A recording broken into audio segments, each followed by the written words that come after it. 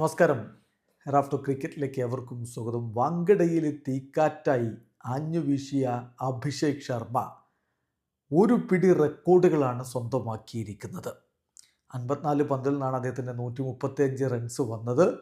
ഇതോടുകൂടി നിരവധി റെക്കോർഡുകൾ വാങ്കഡയിൽ തകർന്നു വീഴുന്ന കാഴ്ച നമ്മളൊന്ന് പരിശോധിക്കുകയാണ്. ഏതൊക്കെ റെക്കോർഡുകളാണ് ഇന്ന് തിരുത്തി കുറിക്കപ്പെട്ടത് എന്ന്.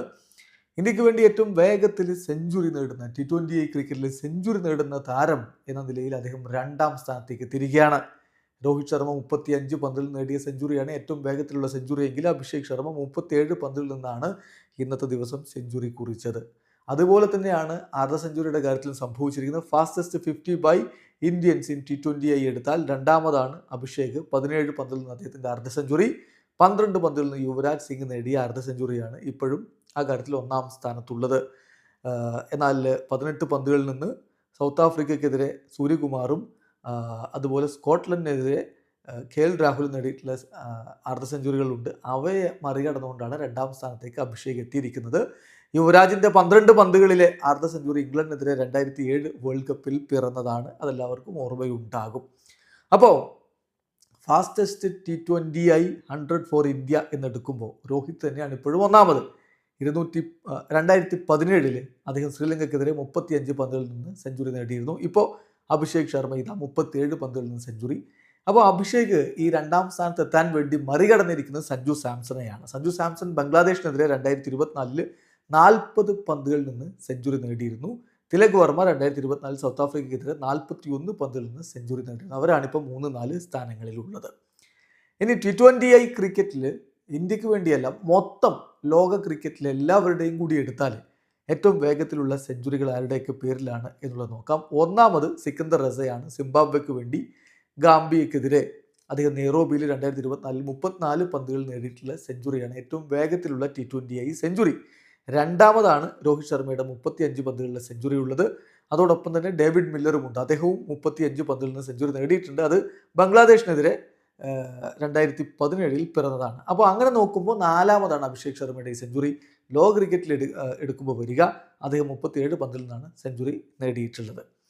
ഇനി മോസ്റ്റ് സിക്സസ്, ആദ്യ 10 ഓവറുകളിൽ T20 മത്സരത്തിൽ ഇന്ത്യക്ക് വേണ്ടി ഏറ്റവും അധികം സിക്സറുകൾ കുറിച്ച ദിവസമാണിന്ന്.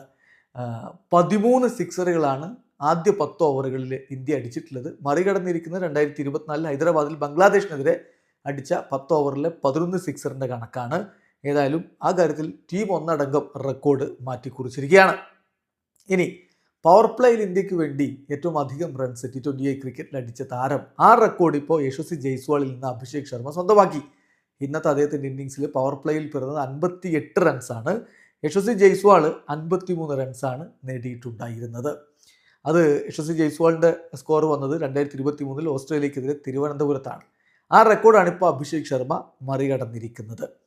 ഇനി ഇംഗ്ലണ്ടിനെതിരെ, അപ്പം നമ്മളിപ്പോൾ പറഞ്ഞത് ഇന്ത്യക്ക് വേണ്ടി ഏറ്റവും വേഗത്തിൽ സെഞ്ചുറി അടിച്ചതിൽ 2ാമതാണ് അഭിഷേക് എന്നാണെങ്കിൽ, ഇംഗ്ലണ്ടിനെതിരെ ലോക ക്രിക്കറ്റിൽ ഏറ്റവും വേഗത്തിൽ സെഞ്ചുറി അടിച്ച താരം എന്ന റെക്കോർഡ് അദ്ദേഹം സ്വന്തമാക്കിയാണ്. 37 പന്തിൽ നിന്ന് അദ്ദേഹം ഇപ്പോൾ സെഞ്ചുറി കുറിക്കുമ്പോൾ തിരുത്തി കുറിച്ചിരിക്കുന്ന ആരോൺ ഫിഞ്ചിൻ്റെ 2013 പിറന്ന റെക്കോർഡാണ്. 47 പന്തിൽ നിന്നാണ് അദ്ദേഹം അന്ന് ഇംഗ്ലണ്ടിനെതിരെ സെഞ്ചുറി നേടിയത്. 2016 ക്രിസ് ഗെയിലും 47 പന്തിൽ നിന്ന് സെഞ്ചുറി കുറിച്ചിരുന്നു. അവരെയാണിപ്പോൾ അഭിഷേക് ശർമ്മ ഇംഗ്ലണ്ടിനെതിരെയുള്ള സെഞ്ചുറിയുടെ കാര്യത്തിൽ മറികടന്നിരിക്കുന്നത്. ഇനി നോക്കുക, 54 പന്തിൽ നിന്ന് 135 റൺസാണ് അദ്ദേഹം കുറിച്ചത്. ഇന്ത്യക്ക് വേണ്ടി T20 ക്രിക്കറ്റിൽ പിറക്കുന്ന ഏറ്റവും ഉയർന്ന ഹയസ്റ്റ് ഇൻഡിവിജ്വൽ സ്കോറാണത്. മറികടന്നിരിക്കുന്നത് ശുഭ്മൻ ഗില്ലിനെയാണ്. ശുഭ്മൻ ഗില്ല് 126 റൺസ് നേടിയിട്ടുണ്ടായിരുന്നു. അതിനെയാണ് ഇപ്പോൾ അദ്ദേഹം മറികടന്നിരിക്കുന്നത്. ഇനി ഒരു T20 സീരീസിലെ ഏറ്റവും അധികം സിക്സറുകൾ നേടിയ റെക്കോർഡ് അത് അദ്ദേഹം സ്വന്തമാക്കുകയാണ്. ഇന്ത്യക്ക് വേണ്ടി 22 സിക്സറുകൾ ഇംഗ്ലണ്ടിനെതിരെ നേടിയിരിക്കുന്നു. മറികടന്നിരിക്കുന്നത് തിലക് വർമ്മ 2024 സൗത്ത് ആഫ്രിക്കയ്ക്കെതിരെ നേടിയ 20 സിക്സറുകളുടെ റെക്കോർഡാണ്.